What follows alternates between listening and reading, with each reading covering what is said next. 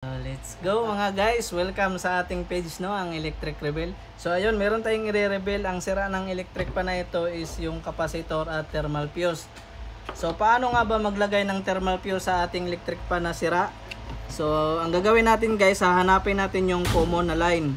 So ito po yung common, ang ibig po sabihin ng common, papunta siya sa AC cord. So ito po yung ating AC cord. So ayun, ang linya po ng AC cord, mayroong line 1, line 2. Pag line 2 ground naman, line 1 at saka ground. So hanapin natin yung ground. Ito yung kulay green. Ayan, sa nakikita nyo is nilagyan ko na ng thermal fuse. So ito yung thermal fuse guys. So wag nyo pong takpan yan lahat. So sinadya ko po yan na mayroong ano dito, no? Ayan, sa nakikita nyo may space siya. Kasi i-dedicate po natin yan sa body ng electric fan, para pag na-detect niya yung init ng electric fan is makusa siyang mamamatay, no? So hindi naman po iinit yung thermal fuse natin, pag ano lang siya, for safety lang to siya ang purpose ng ating thermal fuse. So paano po paglagay? Yung iba po kasi guys is dinidirekta lang. So pwede naman siya idirekta. Paano mag-direct? Ilagay lang siya dito sa line ng kapasitor. So dito mo siya ilagay, halimbawa, ayan, line lang, walang thermal fuse. So ayun, walang thermal fuse, ilagay mo siya rito. Kung baliktad ang ikot, ilipat mo lang sa kabila. So yun lang. So ikakabit na natin guys.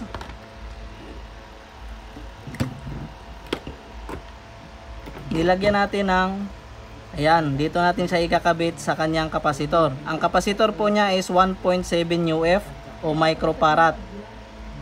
Kung baliktad po ang ikot, madali lang po yan, ililipat natin dito sa kabila. So paano nga ba mag-test guys gamit ang multitester kung sira, kung paano malaman sira ba yung thermal fuse, sira na ba yung makina o sira yung kapasitor? So ganito lang po yan, hanapin natin yung AC cord. Ayan ang AC cord.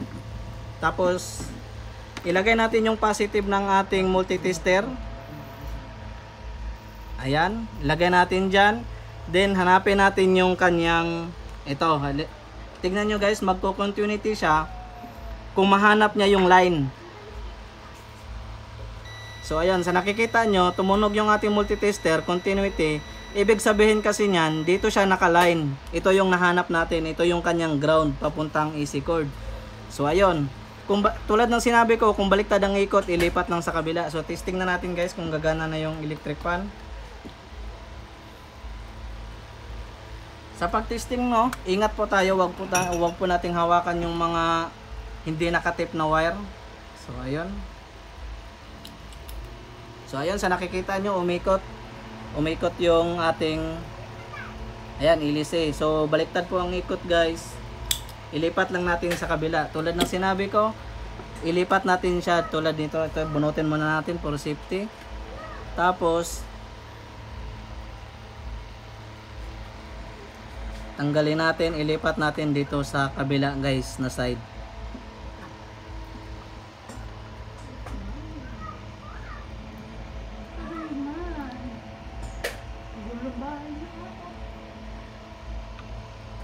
Pag ganun dapat ng ikot no.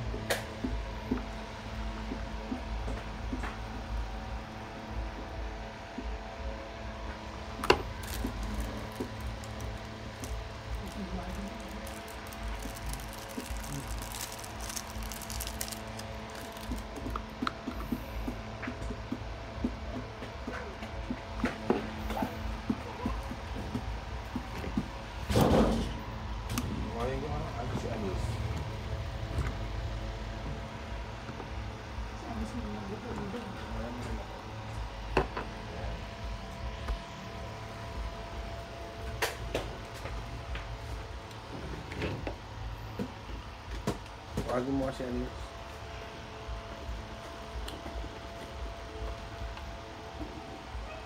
Masak po ko bigla. Kasi balik ko na. May hangin. Malakas pala. So ayun guys, tulad ng sinabi ko, pag baliktad ilipat lang dito sa kabila no, na side. So ayun, okay naman yung ikot niya. At i-assemble na natin.